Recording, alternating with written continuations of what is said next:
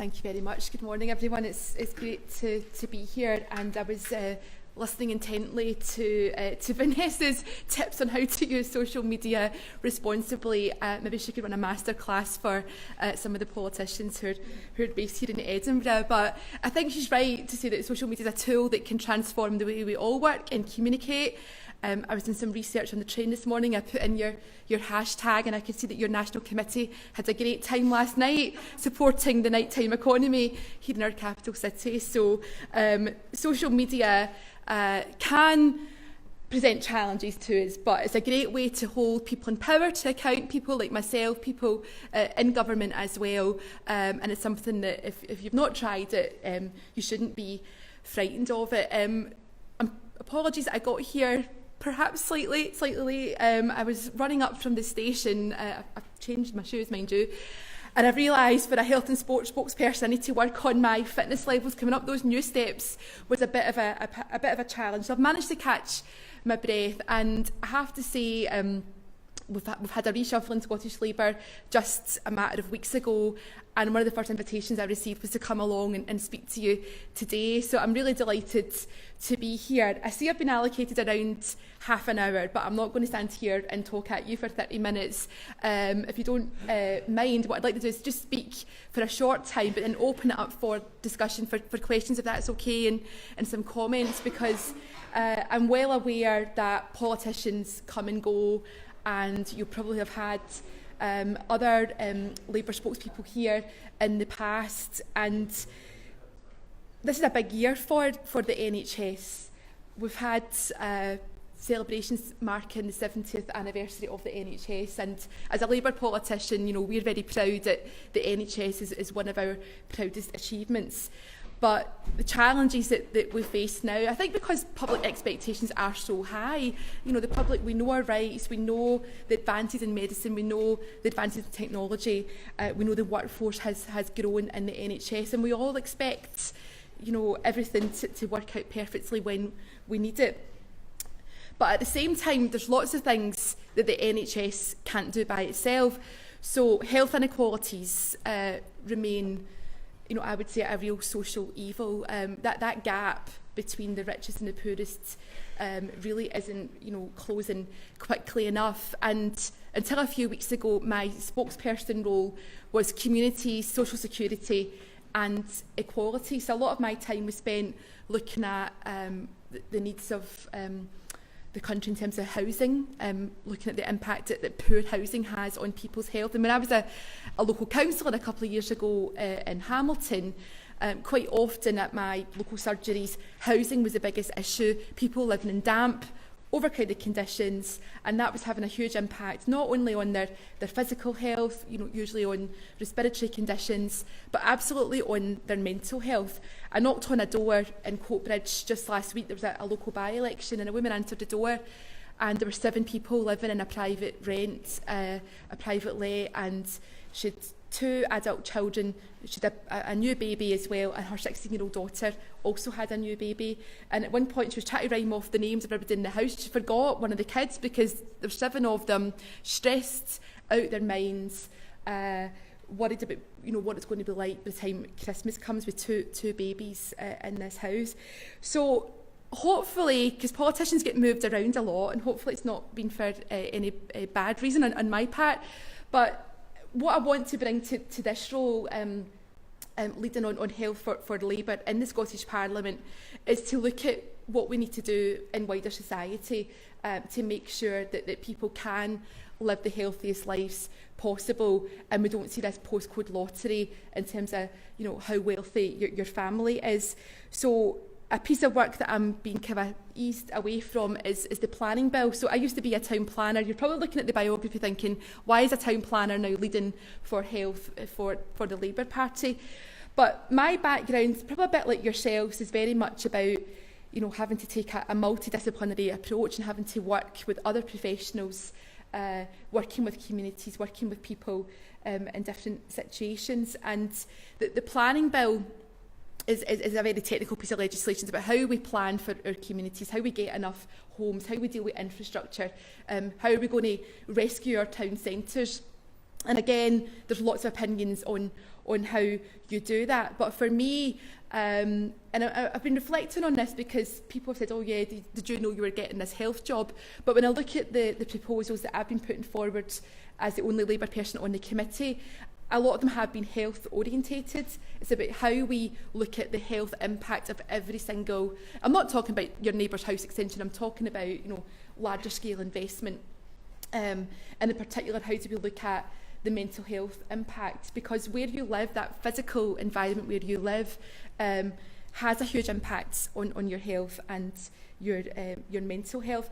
So there's a lot of work going into that. What we're trying to do is make sure that when we're looking at huge amounts of public money, like we're seeing going into the city region deals, going into, you know, volume house building infrastructure, that the Scottish Government is properly consulting with the NHS. And it's a very basic thing, but it was resisted by the committee. A simple proposal was that, you know, we should have, in terms of national planning framework and large-scale development, there should be early consultation with the Chief Medical Officer, with health boards, and that was resisted, that would create extra work. But I think we still see too often people are working in silos. Today, there's a report come out from the Scottish Parliament's Health and Sport Committee, and you'll forgive me, I've not had a lot of time to read it. And of course, the NHS will be talked a lot today in terms of the autumn statement, in terms of the budget. So politicians stand up and say we need more money in the NHS, and of course we do. We'll always fight for more investment and the right investment in the NHS. But the report that's come out from the Scottish Parliament today is saying that the integration authorities, in terms of this new direction of travel with health and social care, there's huge question marks around governance and money that's been allocated. Is it actually being directed to the services it was intended? And mental health is very much part of the question around that. So I think health and social care, you know, we're all on that journey now, and we need that to work. We need to transform the way we do health and social care. But there are big issues around how well health boards and local authorities are properly aligned, and how well their budgets are aligned. And I still think that for many people working in the NHS, and of course just people in the community, patients, don't really know enough about that. So there's going to be, I would say, more scrutiny over the next few years. Last week was my first week in Parliament as health and sport spokesperson. I keep forgetting about the sport part. And we had just, we had been told at the start of the week there was an embargoed Audit Scotland report that was going to be pretty damning, looking at the NHS in Scotland in terms of its future sustainability. So to preempt that, the Health and Sport Cabinet Secretary Jane Freeman, who's also quite new in her post, she came to the Parliament with a ministerial statement, and what she's done, and I think there's stuff in there to be welcomed, because, you know, anyone who comes in and new, what does the NHS mean for you? And one woman gave me some suggested words, and she said, I owe my life to the NHS. I fully support the NHS and hope we never take it for granted. Happy 70th birthday, NHS. Because of you, I will see many more birthdays with my family, continue to work and contribute to society. And I couldn't ignore those words, because that's my mum, who was treated, was diagnosed with bowel cancer last year. It was caught quite early. She was treated, and she is recovering from cancer. She's waiting for another operation, a bowel operation, and by the time the operation comes around in the middle of November, which is not too far away now, I think it was something like 28 weeks over. The treatment time guarantee, I'm not going to pretend that that's been easy, because I think psychologically it started to be quite difficult for my mum. She has a stoma, so the operation's to reverse that. But that was essential for the treatment to go ahead. I should say, in the middle of her cancer treatment, she also had a heart attack, so she wasn't a straightforward case. But as a family, I mean, I know how grateful my mum is to the NHS, But it is important, someone like my mum who is still working, who works in the public sector, wants to get back to work. So she's worried about, her operation, she's worried about her recovery time. So we have to do, as opposition politicians, we have to work with the government when they're getting things right, so they can do more of that. But when things are not going so well and there is a lack of workforce planning, we have to hold them to account. And we have a minority government in Scotland. We have, I would say, quite strong committees because, the government doesn't have a majority on the committees. The committees really can do their job and really hold government to account, and government should never be afraid of that. But thinking about mental health in particular, I would say in my 2.5 years in the Scottish Parliament that mental health comes up, if not on a weekly basis at First Minister's questions, it will be every second week. If it's not Richard Leonard and before him Kezia Dugdale raising it, it's Willie Rennie from the Lib Dems, it's backbenchers from the SNP's benches and right across the Parliament. There's a lot of good intent in terms of trying to establish parity between physical treatment and mental health treatment, but we know that there's still a long way to go on that. And the mental health strategy was published last year. It was delayed, I think, by around a year, but I think most people who were close to that welcomed the fact that there was further consultation, that stakeholders were being listened to, and hopefully the strategy is all the better for that. I think it was just in September that there was the first progress report. So I think, we welcome the fact that the government says that equal priority has to be given to the treatment of mental health. There's been a huge spotlight on CAMHS and the experience of children and young people. The Scottish Youth Parliament, which I think the members range from age 13 till 25, and it's young people from all walks of life, from all parts of Scotland. They published a report saying that mental health is their generation's epidemic. So that's how serious the issue is in terms of the political agenda.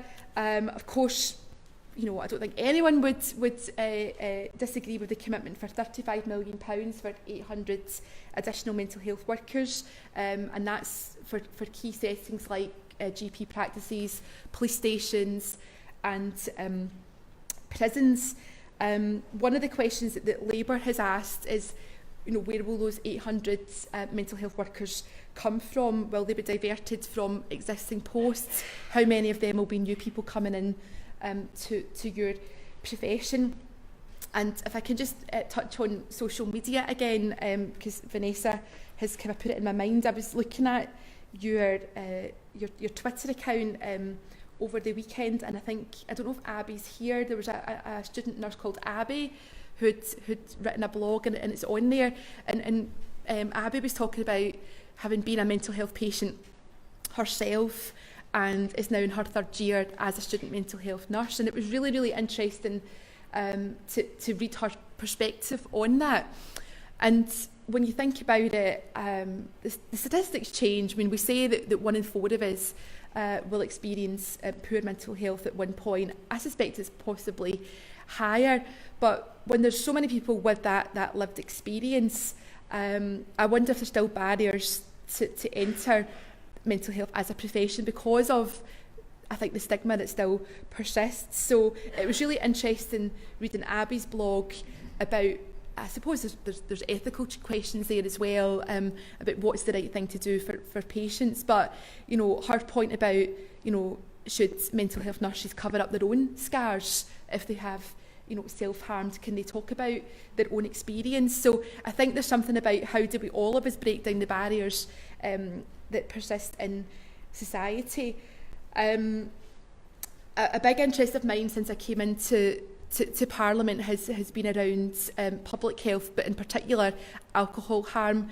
In Scotland, we do have a really awful relationship with alcohol. There's been a lot of work on the Scottish Government's part to introduce minimum unit pricing.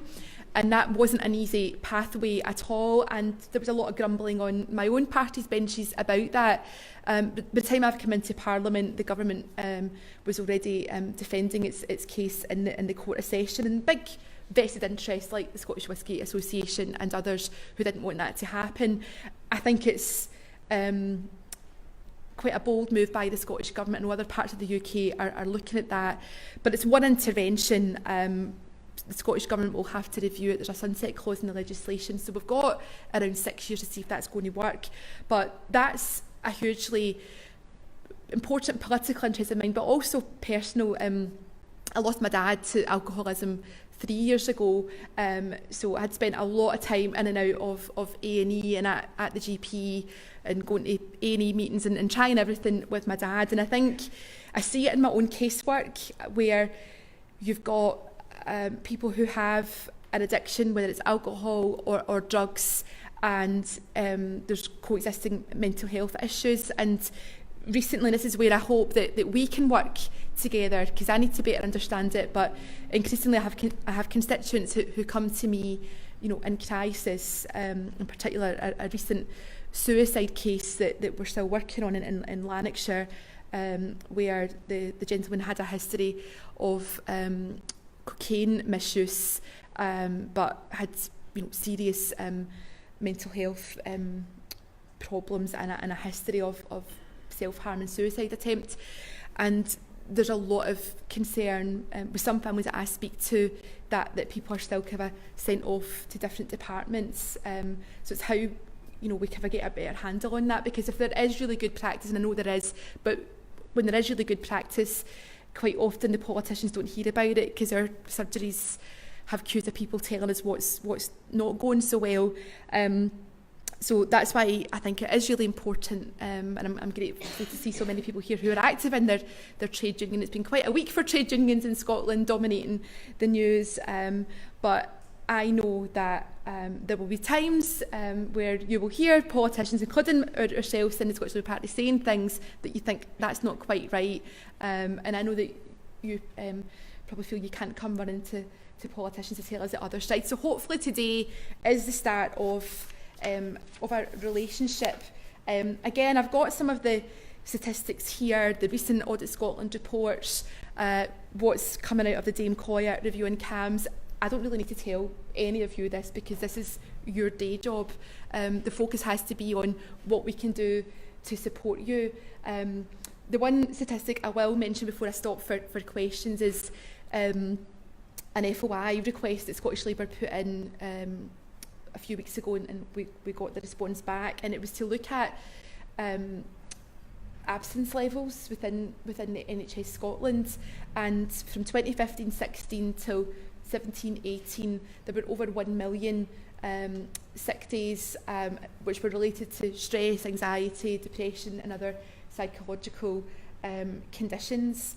So stress manifests itself in different ways. Not all of that is work related, no one would claim that it is, but there is no doubt that people working in the NHS are under enormous pressure. And I think, given the emotionally challenging job that you do, particularly at the point of crisis where people are really in serious risk and their families are distressed, that has to take its toll. I see that in my own office in terms of my very small team. I've got 2 full-time members of staff and 2 part-time members of staff, and they're a young team, and increasingly they have people on the phone or people coming to the surgery who are really in distress, and they're recognising this sounds like an ending conversation. We're not quite sure what to do. And when you're getting 200 emails a day, you don't want to miss an email like that. So I think all of us, including myself, need to have more training, but my staff have had some training delivered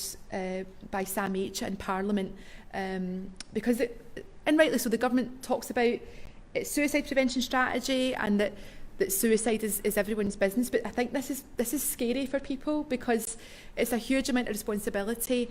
People are worried about the language that we use. Could we say the wrong thing?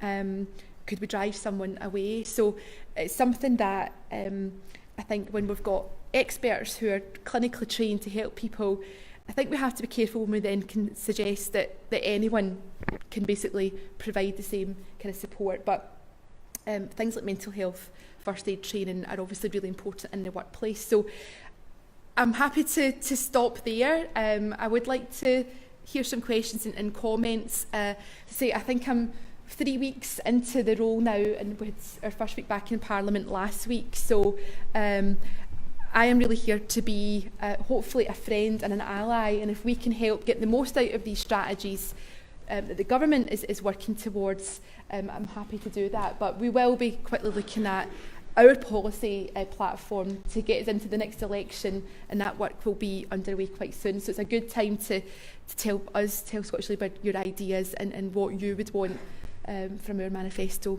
for 2021. Thank you. Do we have any questions? So, this gentleman. Do you think the Chancellor is predicted to announce funding for mental health?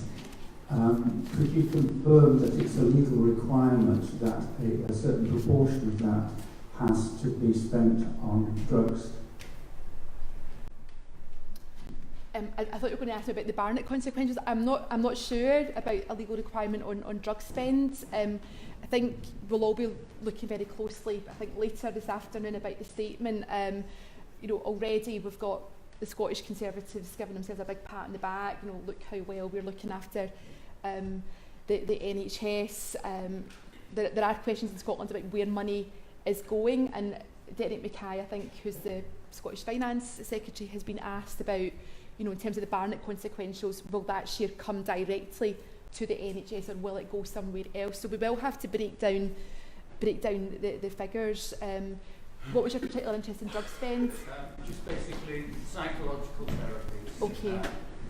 It's a feeling that they're in competition with drugs, and so the money's more likely to go on medication rather than on psychological therapies. Well, I'll keep an eye out for that. Thank you. Jim? Hi, good morning, folks. Good morning, Monica. My name's Jim McGinn. I'm the Vice Chair of the United Scotland Health Committee, the Branch Secretary in NHS Ayrshire Nam. On Ayrshire. And I'm also a proud mental health nurse. Monica, thank you so much for giving us a bit of insight into what's happening with your family, because I think that's quite reflective of what's happening from families across the length and breadth of the country. It's really powerful. I wish you well in your new role as well. But my question is this: as a trade unionist, as a mental health nurse, it's fairly evident to me that we have to have more partnership working. We have to have more joined up services. And when I say joined up, that's not just from the NHS, that's from our local authorities, from our political parties, and also from third sector organisations working within mental health in Scotland. So my question to you is, how can we improve that? How can we develop that? There's some great stuff going on across the country, but how would potential Labour government and you in your role do that? Yeah. No, thanks, Jim, and thanks for your kind comments. It's a really important question. The family that I mentioned, my constituent, sorry, I've been away from the mic all that time. You can hear me okay, I take it, yeah. My constituent, and I can talk about this because it's been in the news, and I've raised it with the First Minister at First Minister's Questions. My constituent who took his own life a couple of days after Christmas, his family, his partner and 2 young children, it happened in the family home while they were sleeping. The local, so we've got the situation with NHS Lanarkshire, we're going to have to look at that. There's an investigation, and if we can learn lessons, it's not about getting people into trouble, it's about what can we learn from this, what can we do differently. But to pick up on your point about everyone working and playing their part, the youngest child has autism, quite severe autism. He's, in terms of his verbal communication, it's very limited. So the family weren't even able to establish if he had witnessed his dad. So when we went to the council to say, right, this family is in crisis, we're going to have to get them moved. This house is no longer suitable. We're going to have to work with everyone, work with the school, because this wee boy in particular, the wee girl was going to high school, but the wee boy needs to still be in this primary school, because in terms of the additional support needs and care that he's getting, it's spot on. And then the council came back and basically said, well, there's some issues here, and there might be some council tax arrears, and I don't know if we can help, you know. And then we're saying suicide prevention and mental health is everyone's responsibility. So it took a wee bit of time, and thankfully the family are settled in their new home, not too far away, still got access to the same school and GP and local services, and working closely with the voluntary sector in their area in North Lanarkshire. So I don't think it's good enough that we can leave it to chance that someone knows how to go to their MSP, lobby them, you know, get the right support. There's a lot of people that don't even know how to go to their MSP. And another example that I'll give is a constituent who I just happened to meet at a community event, and I went along, and one of these things, it's mostly they did say, like, come along, you can get your picture taken, but when you're there you get a chance to speak to people. And this woman said to me, look, I'm overcrowded, we're going to have to move, and my daughter's also been bullied, I've got a lot on my plate. So I took her details, says, well, look, obviously we can't really talk here, but let's get in touch, I'll let you know about my surgeries, we can meet up. And my office contacted her a number of times, and I think basically the woman was barely keeping her head above water. She just couldn't even engage with us. Her daughter, she was a week before her 13th birthday, took her own life. She's a pupil in my own daughter's school. So when we talk about suicide and mental health, it's not just stuff we read in the papers, it's our own families, our own communities. So I think, you know, Vanessa's points, and I'm not making any comment about the specifics of that case, but I think for some of us who are parents or have young people in our families, we look at social media and we think this can be quite scary, because a lot of things that happen in school spill over, and it's hard to switch off from that. But in terms of, to go back to Jim's question, because I'm just thinking about some of the examples that have been bothering me, but the Public Audit Committee in the Scottish Parliament is tasked with looking at the public pound, are we getting value for money? And I think if we're to list all the organisations and all the boards and all the different public agencies that exist, you know, there's hundreds of them, and there's lots of people that sit on lots of boards. But I think we've really got to say, what are you people doing to work together? And successive governments haven't quite mastered this, and people do get protective of their own little fiefdoms in areas. So I think there needs to be a big challenge to COSLA, to health boards, and to government and all its agencies about how are we really going to transform this. And I think, to go back to the point I made earlier about the integrated joint boards, there have been reports in Parliament that have said, look guys, this is still quite opaque, what are you doing? So I think if we're not getting the governance right, then we could continue to put more money into the NHS, but is it going to get to the right places?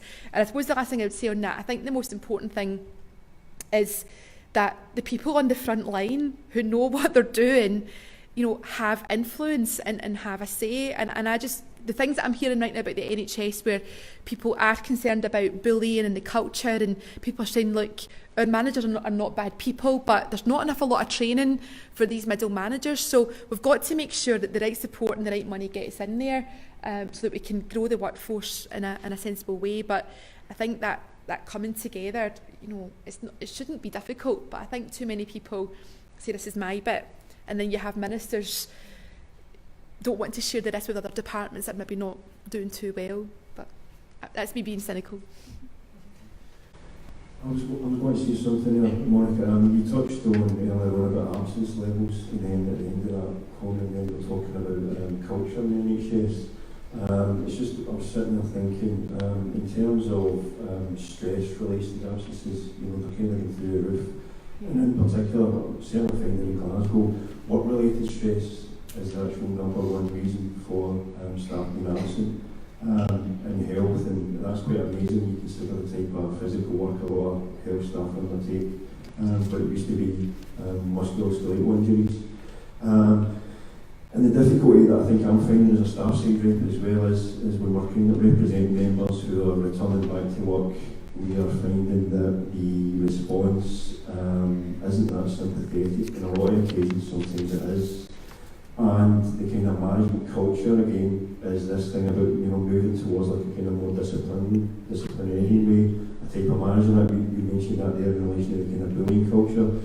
So I guess, and it's a matter, I'm not expecting you to answer it yourself here today, but it sounds as if you're really quite aware as well that, you know, the culture issues in NHS as well could probably make an actual massive difference in themselves, you know, if the organisation were to change the culture. I don't know if the Glasgow case is different for the Scotland-wide case, or if it's quite representative. But again, you just want to kind of share that with you, Monica. I don't know if that's something you were aware of before. Yeah, I mean, again, that's why, you know, I hope that I can work closely with Unite, because when we see reports and figures, you know, can make certain assumptions, can speak to kind of a key contacts, but try to build up that complete picture. I think there is something about the culture of like absence management. It's not just unique to the NHS. You know, we see it. I mean, I used to work in local government. Family members still do. And again, thinking about my mum, who got back to work as quickly as she could, but you know, is it 1 in 3 people in Scotland will have cancer? So there'll be a significant proportion of people who work in the NHS who will have cancer or have been treated for cancer, and that can be quite life-changing. And again, I'm hearing that people are being kind of pressured to come back to work. So apologies if there are any managers in the room, because I'm sure there are some really good examples, but I think we have to get away from, you know, just reporting these stats, and because when we see those numbers, you know, it's not about there's been 1 million sick days due to stress, you know, someone needs to get into trouble, but what are we doing to promote well-being for our NHS staff? We've talked about, well, I've mentioned the fact that I can only imagine how emotionally challenging it is. I know how emotionally challenged I feel when I'm dealing with constituents, and that's just for a short time. You know, a lot of it is poverty related, but you know, if people are just needing a wee bit of time out, you know, if you're working in mental health, do you get time off for like mental health care, wellbeing days? I don't know. These are the things that I'd love to try and find out more about. I know in some organisations that I've come across in the private sector, they give staff time out to do these kind of things, and like voluntary days and things that can be quite stimulating and get you out from your 9 to 5 or your shift pattern, and you come back to work better for it. I just sometimes fear that because we do look at targets and we report on performance, and sometimes managers then might be too scared to try these things. It looks like we're being self-indulgent, and that's why there's definitely different ways of being able to look at these things. It's just, I think so. Maybe just the freedom for certain managers to do that as well. I think so. There should be flexibility. I think we've got to trust professionals to know what's best. Yeah. I'm just looking at Dave over there. He's making. Is he telling me shut up? So no. Are you okay? Yeah, I think the lady here had a question, but I don't want to take up too much of your time. I think it's so important to acknowledge when someone is off with mental health conditions, stress, whatever the relation is, to be open when they come back, to have a mentor to mentor them through, and someone else who has had the condition, to allow it to be open and supportive, so that there's not this culture of stigma. There's a great stigma against mental health still, and the organisation CV, we work a lot to prevent that stigma. And one of the things, as you say, is to change the culture, and I think it starts in the workplace. Well, we can end on that consensual note. I think we all agree. Okay, Monica, thanks very much for your time thank you. there. Thank you.